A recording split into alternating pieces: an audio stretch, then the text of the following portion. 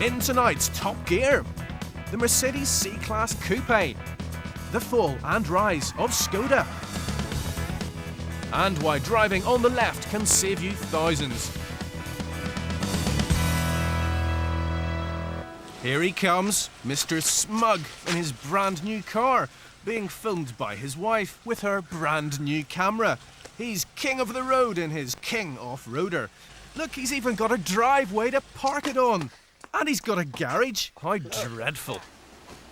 Now this really is appalling. Imagine washing your car. Newspapers, magazines, bottles, shoes and textiles. Look, recycling bins for all that stuff. You use it, you dump it, and someone else gets rid of it for you. That's the kind of world we live in today. So why not do it with cars? These days, you can pick up cars so cheaply that there's really no need to worry about maintenance, servicing, car security, secure parking, garages, valeting, spare tyres, or cleaning your alloy wheels with a big toothbrush. Ladies and gentlemen, a big hand, please, for the disposable car. You think I'm mad, don't you? I'm not. Last year's big price cuts in the new car market has had a knock-on effect all the way down the food chain. Car auctions are full of bargains at the moment. Outcast motors that might still have 6 months tax and MOT to run. This is as close to free motoring as you can get. Take this, for example, a 1984 Volkswagen Polo C. For which we paid the princely sum of 75 quid. 75 quid. Oh, this car reminds me of the car I learned to drive in, but there's no need for sentimentality here. It's got 56,000 genuine miles. It's taxed to the end of April. It's MOT'd. It's got 4 perfectly good tyres. Look, there's one of them there. It even comes with a long wave push-button radio, for heaven's sake. Only 2 previous owners, both Northern Irish, like myself. What excellent provenance this car has. I really like it. Oh, all right. It's a tatty old heap. It's a Polo with a few extra holes in the middle and grass in its windows. But it's also the perfect urban runabout in A to B kind of way. Or let's put it this way. It costs £75 to buy, while Mr. Smug here spends £75 filling his car with petrol. Now who's the mad one? When buying, make sure you get a P5 registration document and an MOT. You may as well kiss goodbye to a full service history, but make sure you're not buying a death trap. An MOT only guarantees roadworthiness on the day it was issued. Of course, cars of this vintage are sorely lacking in those modern safety and convenience features like power steering, like airbags, like anti-lock brakes, for example. It doesn't have any of that stuff, but it's still much cheaper for my mates and I to bundle in here, head off somewhere for a laugh, than it is to take the train. Too right. 4 people travelling from Birmingham to London on a full standard return fare costs £320. Of course, you still have to insure your disposable car, but you don't need to be Einstein to make the mathematics work for you. Ah, but what about reliability? It's going to keep running, it'll keep going for ages. It's got at least another 3, maybe 6 months life left in it. Great little car. Great. Fabulous. Of course, it being an old car, eventually it will break down, and it's bound to cost more to repair than it's worth. So, what do you do with it then? Well, I think I'm just gonna well, actually, I'm just gonna leave it. Which brings us to the trickiest bit of this whole disposable car business. Actually, disposing of your car. As Top Gear discovered, the problem of abandoned cars is enormous and growing every year. Here in the London borough of Haringey, for example, more than 10,000 cars a year are abandoned. That's right, 10,000. Many of them cheap vehicles that have never been properly registered. These are rogue cars with owners that can't be traced. Haringey alone scraps 5,000 of them a year. We see a lot of the major manufactured cars, Ford Escorts, Austin Metros, Ford Sierras, Vauxhall Cavaliers. All the mass-produced cars we see a lot of for obvious reasons. And the old Peugeot as well. Now, there doesn't appear to be all that much wrong with this 306 turbo diesel. There's a cuddly koala on the rear view mirror, for heaven's sake. Someone loved it once. You know, what's going to happen? Is it death row? It is indeed for these. We've placed notices on the vehicles for the owner to come forward. We've tried to chase the owners, and unfortunately no one's come forward, so they will meet destruction. Abandoned cars quickly become cannibalised, posing a serious health threat for the community, and particularly to the children who just can't resist clambering all over them.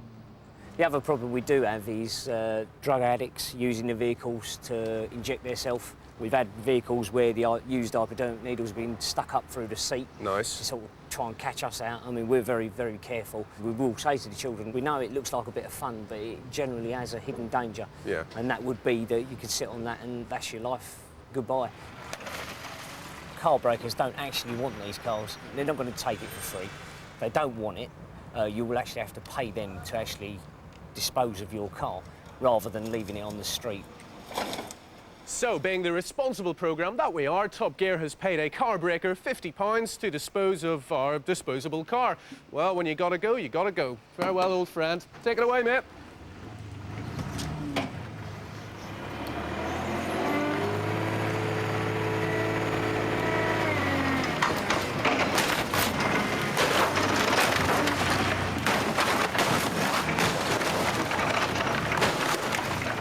Easy come, easy go.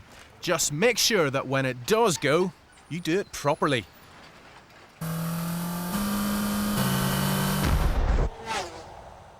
This is Daihatsu's youth car. They call it their young recreational vehicle, the YRV.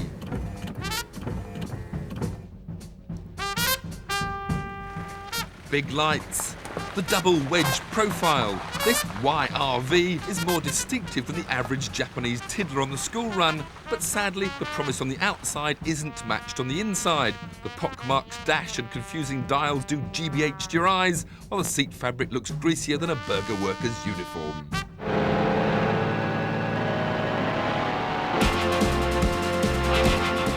It's most at home in the city and has a punchy 86 horsepower 1.3 litre engine at its heart, which takes it to 60 miles an hour in 10.3 seconds. Unless, of course, you've chosen this button shift F-Speed automatic, which takes 2 seconds longer. Of course, you'll never use all the buttons, but you will just stick it into D and let it drive.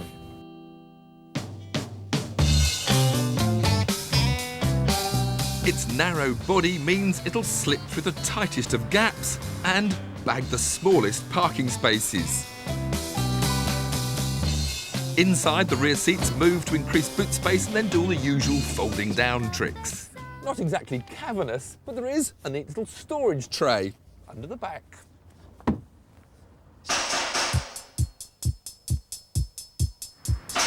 This top-of-the-range F-Speed automatic has power steering, ABS and aircon and does 43.5 miles to the gallon. All yours for 11.5 grand, but I'd save 1,000 and go for the premium version, which not only has the extra performance of a manual, but does 4 more miles to the gallon as well.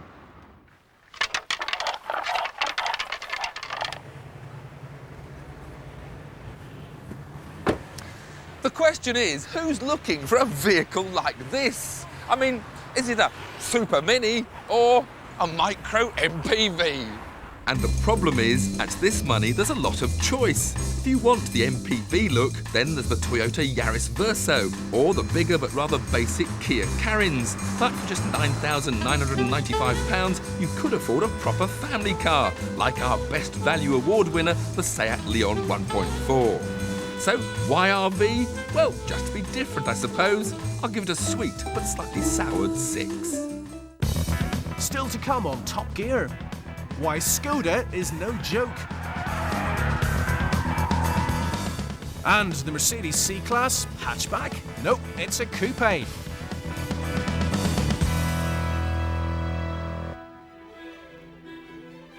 The last time we heard comedians making jokes about Skodas, Jasper Carrott had a full head of hair. The Czech company has convinced people that they are now the intelligent choice for anyone wanting an Audi or Volkswagen on a budget. But that doesn't surprise anyone over the age of 50 here in the Czech Republic, because they can remember a time when their country produced some of the world's best and most glamorous cars. In fact, their motoring legacy stretches back over 100 years to the partnership of 2 bicycle makers, Václav Laurin and Václav Klement. They had the radical idea of putting an engine in the middle of a bike, thus creating the forerunners of the modern motorcycle. And it was a short step from here into car production. They moved into this factory site at Mlada Boleslav in 1898, and vehicles have been produced here ever since, making it the oldest car plant in the world. By 1914, they were the most successful vehicle maker in Bohemia and one of the most forward-looking manufacturers anywhere. Motorsport success followed, and Laurin and Clement cars were a challenge to the best Renaults and Mercedes of the day. After the First World War, the company was taken over by shipbuilding giant Skoda, who used existing L&K designs to produce vehicles like this. A catchily named 1927 Laurin and Clement Skoda 110 four-seater Phaeton. Phew! I love this car. It is so sweet. It's the first car I've ever driven with the accelerator in the middle. The brakes are on the right and they're cable operated, which is just like a bicycle. And the gearbox has no synchromesh, so you have to double declutch. Other really sweet features are the beautifully designed hands on the clock and these indicators. Look at that. Also, of course, there's the horn. By the 30s, Skoda was keen to establish itself as a popular car maker, so they made the Skoda Popular, a mass-market model which became an instant success. To cap this, in 1936, Skoda won the Monte Carlo Rally with a variation of the Popular, the Rapide, but things were about to turn sour. In 1939, Czechoslovakia was invaded by Nazi Germany, and the company was forced to make only military vehicles. After the war, with the country now under Soviet-Russian rule, Skoda went back to pre-war designs with the Popular 1100. They decided it should have a new name for a new era, but everyone kept calling it the two-door. So, in the end, that's how it stayed. But these were the end of the glory days, because back in Moscow, the money supply was about to run dry. As investment dwindled in the 50s, the company found itself having to produce just one basic model. In 1964, Skoda launched the 1000 MB, a car which led the company down a blind alley to ultimately become Europe's joke manufacturer. Although the rear engine runabouts were up to the minute in 1964, they were out of date by 1970. Still, that didn't stop Skoda pulling out all the stops to market them. If the lady likes sports driving, you will probably make the Skoda Coupe your choice. Throughout the 70s and 80s, they kept flogging the dead horse, going on to make 3.5 million of them. Based around one engine, it came in many shapes, from an MPV to a convertible, all of them pretty dodgy. Over to you, Sue. The heater control doubles up as the heated rear screen switch, and when you put that on, you get a helpful little light on the dashboard telling you that it's working. But this is the convertible, and there isn't actually a heated rear screen. But it wasn't all bad news. The basic little rear-engine Skoda turned out to be a phenomenally successful rally car.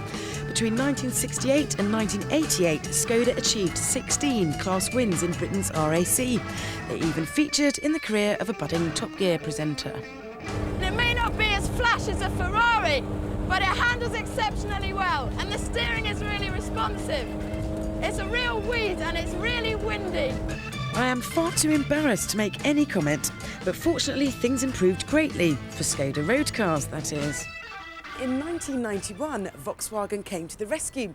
They threw checks at the Czechs, turned the old site into a museum and built a brand new state-of-the-art factory. It may look more like a showroom, but it's the size of Monaco, and they turn out 1,600 cars a day.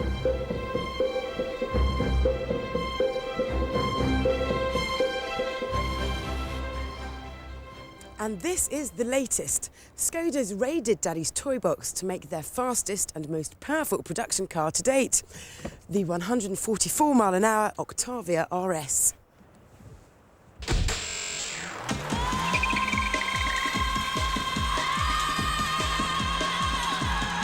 Giving it some guts is the Audi TT's engine, a 1.8-litre 20-valve turbocharged unit.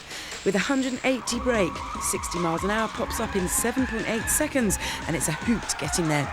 The RS does have one less gear than the TT 6-speeder, but it's no major loss.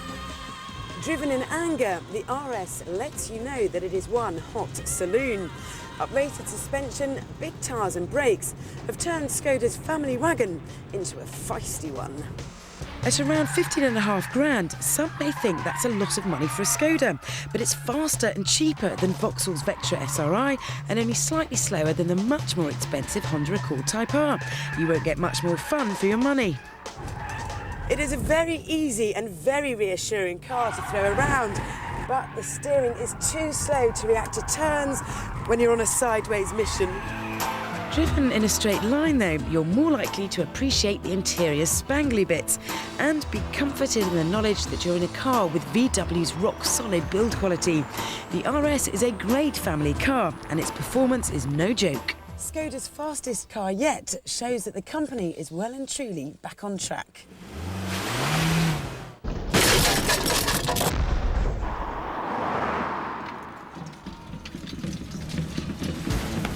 Up until the late 1700s, when battles were being fought and lost, armies travelled on the left to keep their sword arm free for defence.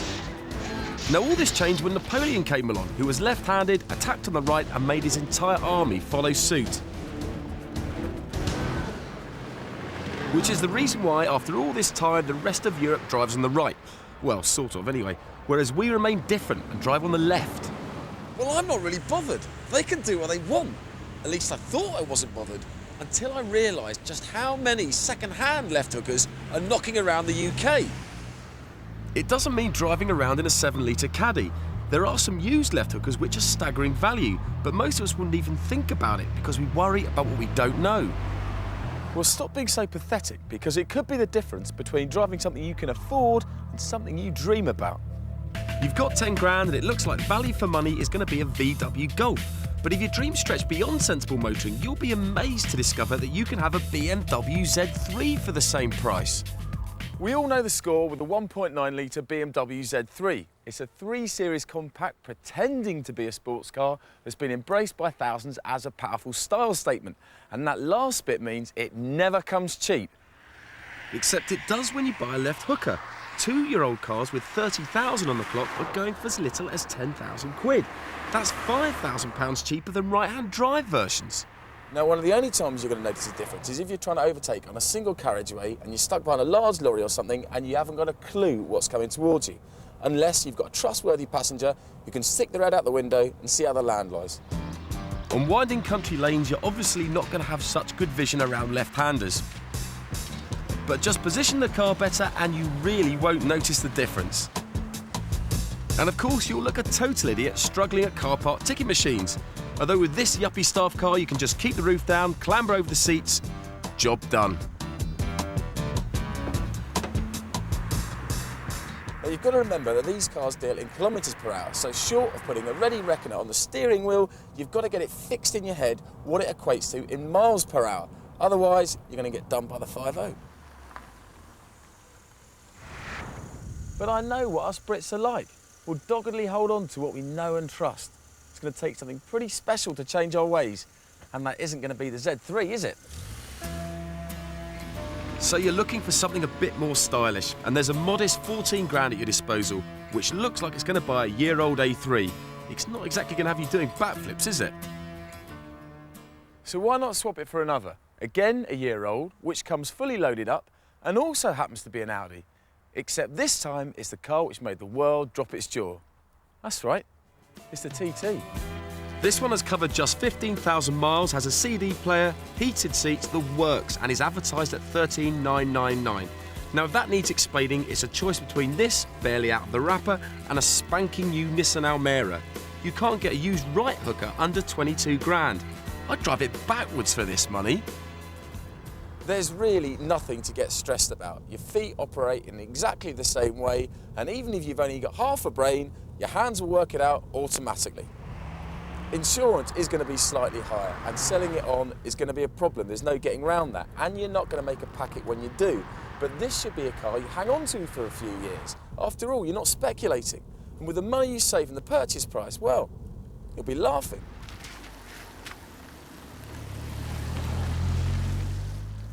Funny thing is, it didn't matter which side of the road Napoleon plumped for. He ended up getting stiffed in the end anyway. And the only winners out of it are us, the Brits. Fancy that, making a killing second time round as well. I bet that would have wound him up a treat. Still to come on Top Gear, the Mercedes C-Class Coupe and the Top Gear autobiography.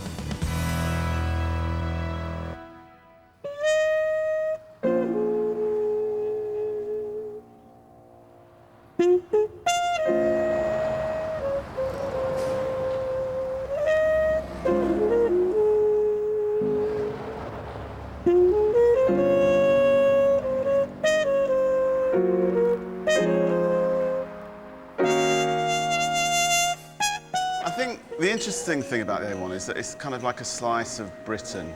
I mean, it starts in London, it goes to Edinburgh, 400 odd miles, goes through all sorts of different places.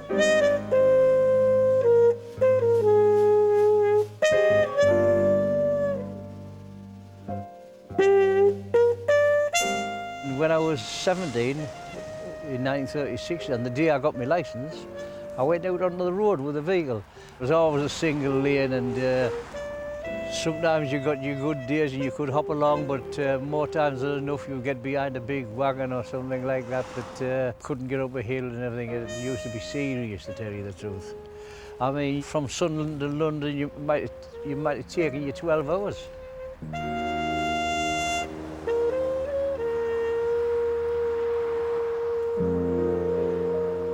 There was a stretch in Lincolnshire, an 8-mile stretch on which 22 people died in 1 year.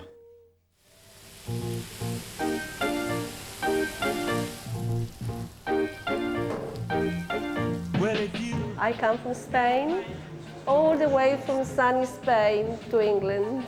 We make liver and onions, we have the shepherd's pie, we have the corned beef hash. That's why they come here. And well, obviously, because they come and see me.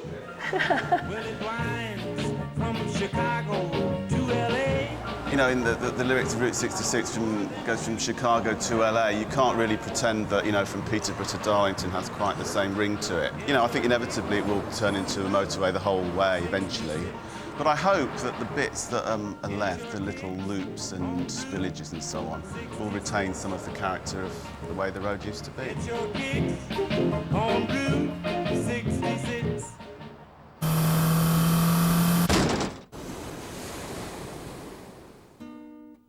Here's a question for you. Who on earth buys coupes? I mean, there are people everywhere. Look, there are loads of them. But which of them want a coupe? Now, I don't mean bespoke coupes like the Audi TT or the Ford Puma. No, they're lovely, pretty things. But I'm talking about coupes where they take a family saloon, chop off 2 doors, shrink the back seats, make it less practical, and then charge you another £2,000. Take the new Mercedes C-Class Sports Coupe. I mean, who asked for this? And another thing, why are Mercedes building this car in any case? I mean, it's a coupe version of the C-Class, but then they've already got a CLK Coupe and a CL, which of course is the coupe version of the S-Class. Then there's the SLK, that lovely little sports car with a clever roof, and the SL, which is the same but a bit bigger. So I can't really see the point in this. But I'm happy to be persuaded. You know that it would be untrue.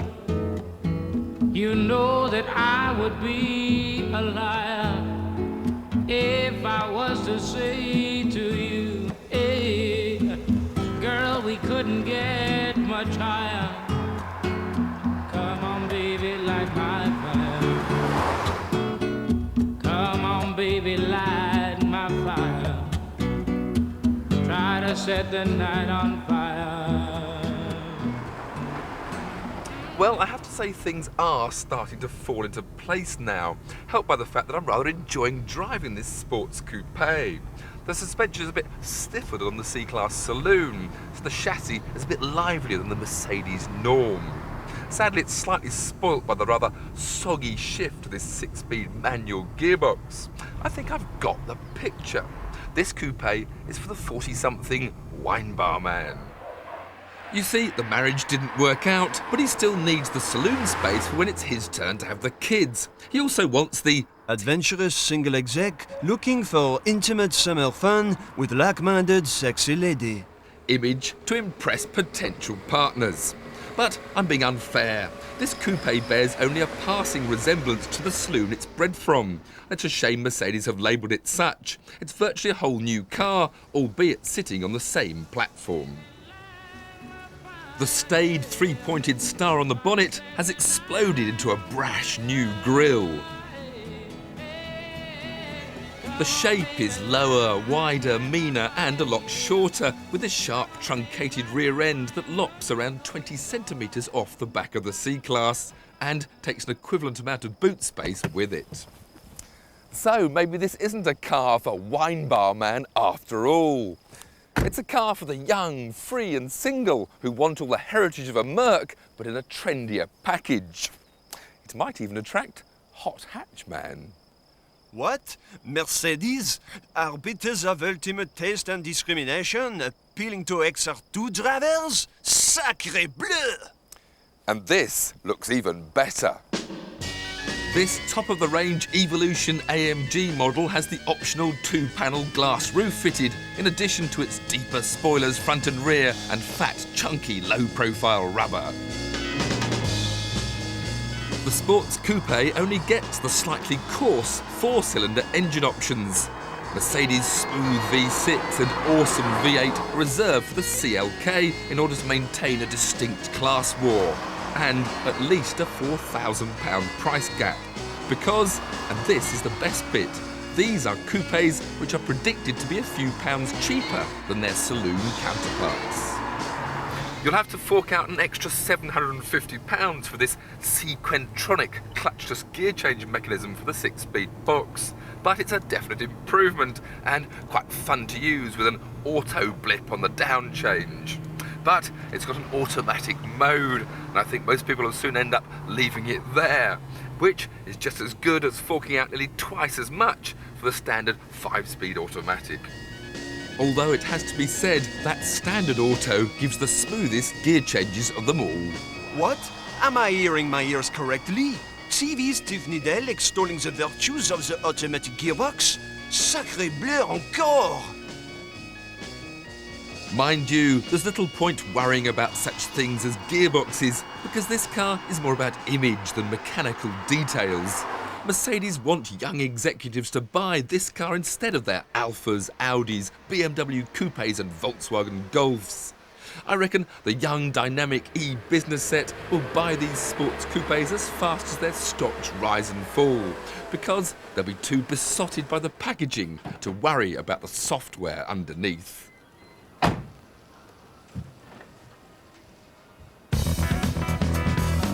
Next week on Top Gear, the first drive on TV of the new MGF Trophy. And the Audrey Hepburn of Japanese cars, the Nissan Figaro. Finally, the winner of our Top Gear Comic Relief competition. We asked you to tell us who won the first Malaysian Grand Prix in 1999. It was, of course, Eddie Irvine. And the first correct answer out of the hat was Rosemary Mills from Herefordshire. Thanks to the thousands of you who rang in to support Comic Relief. The Malaysian Grand Prix this Sunday morning from 5 to 7, and uninterrupted live commentary on every Formula One race throughout the season.